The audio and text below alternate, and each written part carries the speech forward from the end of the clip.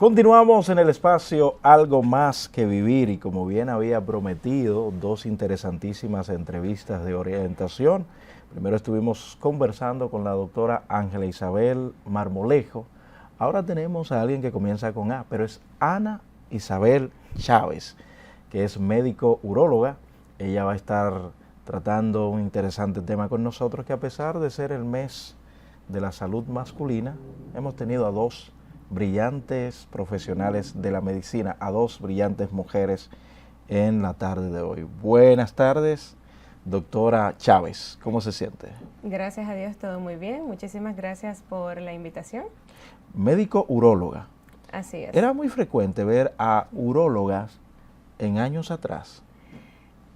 A pesar de que la urología es una especialidad conocida por ser una especialidad de hombres, hace varios años las urólogas femeninas han venido incrementándose. Aproximadamente en República Dominicana tenemos unas 50 urólogas ya formadas. Sí. De hecho, la presidenta de su sociedad, ¿verdad? Este año Sí. la doctora García Sí, se ha convertido sí. en la primera presidente mujer de la Sociedad Dominicana de Urología. Ok, pero muy interesante. Y es un mito, no es el tema central, pero curiosidades ustedes saben que uno tiene de más. ¿Es un mito o una realidad? O más bien, ¿quiénes desean más los hombres cuando llega este chequeo que es obligatorio después de cierta edad? ¿A quién eligen más los hombres? ¿A las mujeres urólogas o a los hombres urólogos? Creo que todo depende de la persona. Hay muchos hombres que sí prefieren ir donde una mujer por lo típico de, bueno, tiene el dedo más fino, Ajá. es más delicada. Claro, eso es lo que piensan todos, pero en realidad es algo particular de cada individuo. Pero yo creo, doctora, yo creo que lo que ya tienen rato yendo, porque la primera vez, doctora, que uno va, ¿verdad? Y que sea una mujer, como diría un comediante, que lo vaya a cucutear, bueno. Pero algunos se sienten más cómodos hablando con este tema con las mujeres. Sí. Fíjate que en algunos casos, uno de los temas principales de la consulta suele ser la disfunción eréctil y a ningún hombre, a pesar de que pensaríamos que lo hablarían más fácil con otro hombre, les suele resultar como más fluido hablarlo con una mujer, porque entienden que nosotras vamos a darle como otro tipo de apoyo. Sí. Pero como te digo, eso es algo independiente de cada individuo. Excelente. Doctora, después de este entremés, ¿qué podemos nosotros entender por salud masculina, doctora? Bueno, la salud masculina es todo lo que involucra la salud del hombre y eso va desde la salud física hasta la salud mental. En el caso de nosotros los urólogos estamos involucrados, sobre todo este mes, que es el mes de noviembre, el mes de la salud masculina. Nuestro enfoque es hacer que los hombres acudan a chequearse a los diferentes especialistas, no solamente al urólogo, que viene siendo el médico especialista habitual del hombre, donde realmente se pueden realizar los chequeos más importantes, como es el chequeo prostático, los pacientes jóvenes hacerse su chequeo testicular o de la fertilidad o de cualquier otro trastorno urológico, pero asimismo damos voz a que los hombres también necesitan estar en salud mental. Muchas veces los hombres, en la entrevista pasada hablábamos de los cuidados paliativos y ciertamente muchos hombres piensan que pueden con todo. Sí, eso Por es esto es importante que los hombres también se vean acompañados en todas las esferas de su salud y eso incluye, por supuesto, la salud emocional. A propósito de lo que usted dice de la salud mental, salud emocional del hombre, el hombre casi nunca tiene tiempo, supuestamente, para ir al médico. Entiende que tiene que durar demasiado esperando, pero hay hombres realmente que son muy responsables con sus familias, con sus vástagos, su pareja y todo lo demás, pero a veces se descuidan ellos mismos, no sabiendo que, decía alguien, que uno de los principios de los socorristas es ponerse a salvo primero para poder salvar a otro. Parece ser que muchos ignoran esto. Pero usted ha hablado acerca de diversas patologías, más en la parte, podría decirse, urinaria del hombre. Se habla mucho del cáncer también de próstata, doctora. ¿Cómo nosotros podemos tocar este tópico, hablar de este tópico? el cáncer de próstata es uno de los con mejores pronósticos. En los últimos tiempos se ha incrementado. ¿A partir de qué edad es que uno tiene que ir y darse su primer chequeo, doctora? Claro, de hecho esa es una de las preguntas más frecuentes. ¿Cuándo es que el hombre debe de realizar su primer chequeo urológico o prostático? Y aquí en República Dominicana y en los países del Caribe, esa edad es a partir de los 40 años. A partir de los 40, pues cada hombre debería de acudir a su urólogo a realizarse una revisión. Si en esa revisión encontramos que todos los análisis, el tacto rectal y el examen físico en general está bien, pues debería de realizarlo anualmente. ¿De acuerdo? Y como mencionabas anteriormente, debemos de cuidarnos para poder cuidar a los demás. Sí. Es por esto la importancia de chequearnos rutinariamente. Muy bien. En muchas ocasiones el hombre acude cuando tiene mucha sintomatología y en ese momento probablemente ya estamos hablando de una enfermedad avanzada, en el caso de las enfermedades malignas, sobre todo el cáncer de próstata, porque en sus etapas iniciales el cáncer de próstata suele ser asintomático, es decir, no da ningún tipo de sintomatología. ¿Cómo podríamos empezar a sospechar que hay alguna patología, alguna afectación a nivel de la próstata? El paciente puede iniciar con síntomas de dificultad miccional, el chorro está un poco más débil, se interrumpe, se empieza a levantar en muchas ocasiones por la noche. Sí, dice que si usted está orinando y se moja la punta de los zapatos, puede que haya alguna patología de la próstata. Lo importante en ese momento... Eso vendría siendo como un autoexamen, doctora. Fíjense si se mojan la punta del zapato, señores. Sí, así es. Lógicamente, estos síntomas pueden confundirse con una enfermedad benigna de la próstata, porque hay patologías benignas como es el agrandamiento prostático, que puede dar una sintomatología muy similar. Es por esto la importancia de acudir a tiempo al urólogo y que nosotros podamos realizar las pruebas tanto de laboratorio, el examen físico y todo lo que es pertinente para poder diagnosticar una enfermedad.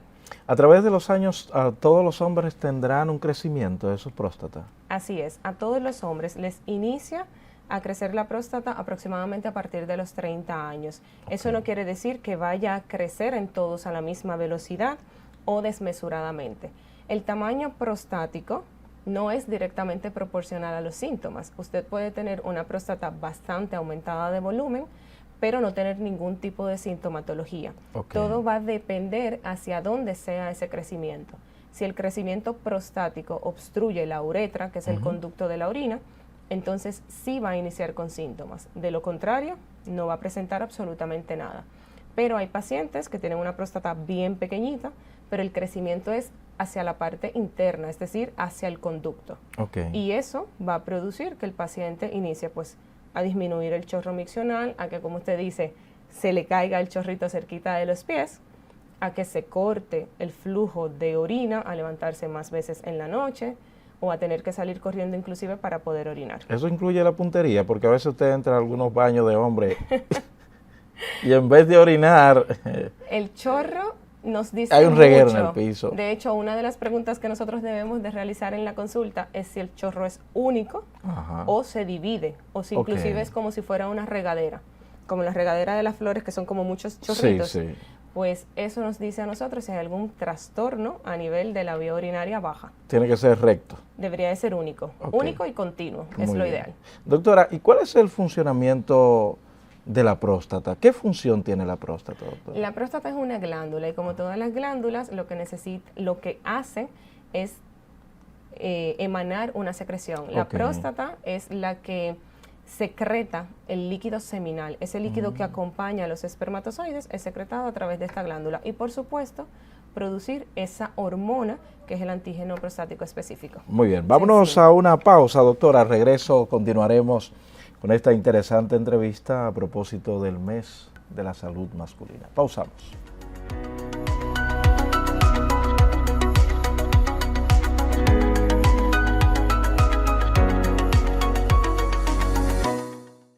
Señores, estamos de regreso en el espacio Algo Más Que Vivir. Nosotros fuera del aire aquí conversando sobre este tema de la salud masculina. Doctora, el cáncer de próstata causa, signos y síntomas, consecuencias y cómo se trata.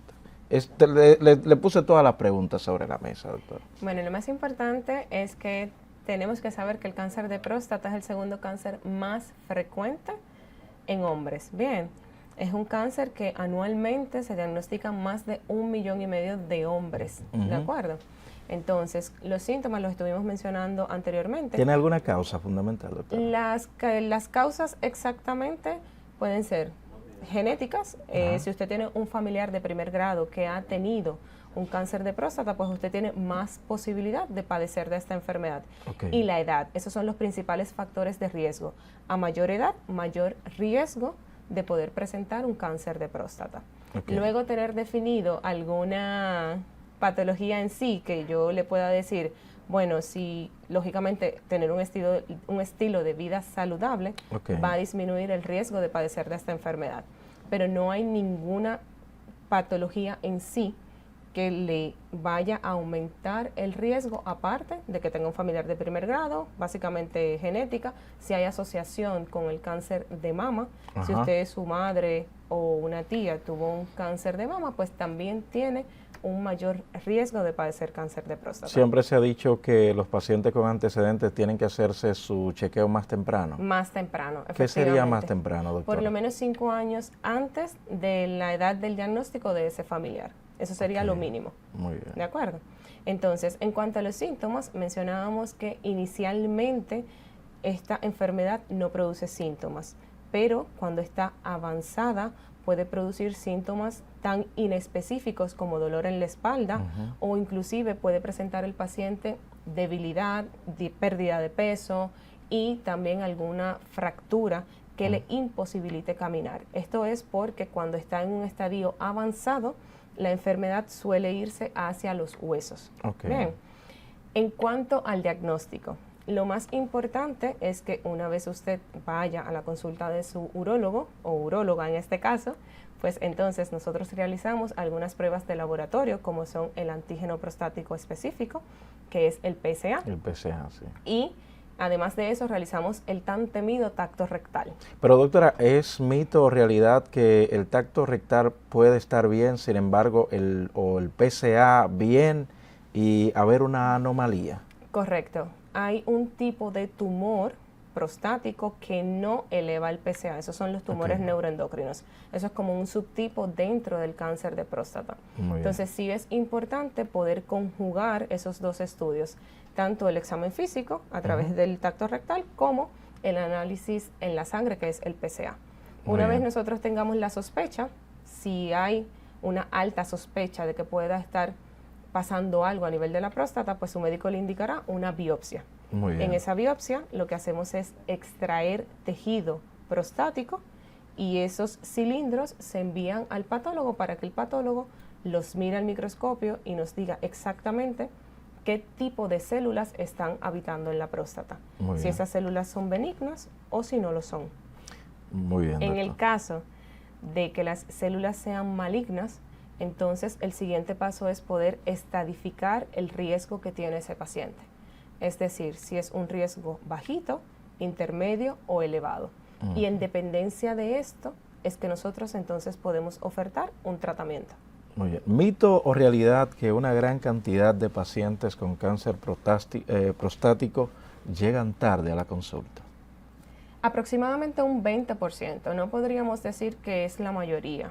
Cada vez más, y gracias a Dios, se está difundiendo la información y los hombres están acudiendo a su consulta. Pero si bien es cierto que aproximadamente un 20% de los pacientes suelen llegar ya, no vamos a decir tarde, pero sí con una enfermedad avanzada, que no quiere decir que esté metastásico, es decir, que la enfermedad esté ya pues en los huesos o en los ganglios.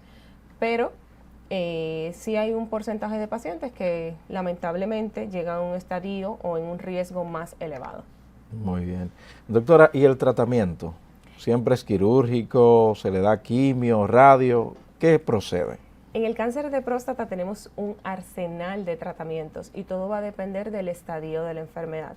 En estadios iniciales o de riesgo bajo, podríamos optar por diferentes tratamientos, desde radioterapia, cirugía, por supuesto, braquiterapia, vigilancia activa, mientras que en un riesgo intermedio pues ya vamos disminuyendo algunas posibilidades de tratamiento, como son radioterapia básicamente y cirugía.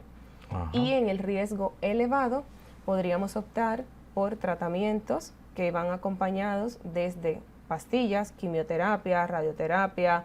En algunos casos se puede hacer algún tipo de procedimiento o radioterapia directamente a la zona de la metástasis. Uh-huh. O sea, hay un sinnúmero de tratamientos que, dados a tiempo, podríamos frenar la evolución de la enfermedad. Muy bien. Y hablo de frenar porque en estadios avanzados las posibilidades de curación disminuyen bastante. No es lo mismo una enfermedad en un estadio temprano, que podríamos decir que tiene más posibilidad de curarse, o de que si vuelve la enfermedad de casualidad, pues pasaría mucho tiempo para poder evidenciar alguna recidiva. En cambio, ya en estadios avanzados, pues las posibilidades son menores. ¿Y a qué se refiere cuando dice vigilancia activa, doctora? La vigilancia, ¿En qué momento se amerita esto? La vigilancia activa es un tipo de tratamiento que solamente está indicado en un grupo de pacientes muy específico. No todos los pacientes califican. Bien. Para hacer una vigilancia activa tiene que tener un paciente con un riesgo bajo o muy bajo de la enfermedad, uh-huh, y que en esa biopsia de próstata apenas tengamos 1 o 2 cilindros afectados, ¿sí?, de la totalidad de los cilindros, que suelen ser entre 12, 14 cilindros aproximadamente que se toman de forma regular en una biopsia, y que además de esto el grado histológico, es decir, el Gleason, que es como nosotros graduamos la enfermedad, uh-huh, sea 6, que es el mínimo que podría tener. Doctora, ya una última pregunta. Sí. De esos tratamientos, a propósito de la salud masculina, doctora, ¿afectan el funcionamiento sexual del hombre? Lamentablemente, tengo que decir que hay una gran posibilidad, o vamos a decir, una posibilidad intermedia, uh-huh, de que haya una afectación en lo que son las erecciones. Okay. Bien, eso es uno de los mayores riesgos que podríamos tener con los tratamientos. La cirugía, lógicamente, puede afectar las bandeletas, que es una zona que está muy pegadita a la próstata, ¿sí?, y que eso, cuando nosotros estamos haciendo la cirugía, podríamos lesionar. Y claro está, no en todos los pacientes se pueden conservar, porque oncológicamente si las conservamos, uh-huh, pues estaríamos dejando tumor dentro del paciente. Entonces a veces hay que sacrificar la potencia por quitar toda la enfermedad posible. Y claro, en algunos tratamientos ya como el tratamiento oral de las hormonas o las inyecciones, uh-huh, pues estas van a producir una disminución del líbido, que es el deseo sexual, y una disminución de las erecciones. Entonces a usar bombita. Bueno, doctora, ¿cómo pueden contactarla a través de sus redes sociales? ¿Dónde se encuentra laborando? Bueno, yo estoy en la Torre Pereica, estoy también en CIUAR, que es en MedicalNet B, ajá, y me pueden contactar en @doctora Anaísa Chávez. Doctora Anaísa Chávez. Si usted requiere los servicios de una excelente uróloga, pues ahí está la doctora Chávez. Gracias a ustedes por estar ahí con nosotros, por compartir una vez más en este maravilloso espacio Algo Más que Vivir, recordando que la vida es mucho más que un simple existir y que nada ni nadie debe hacer de su vida algo miserable. Pásela bien.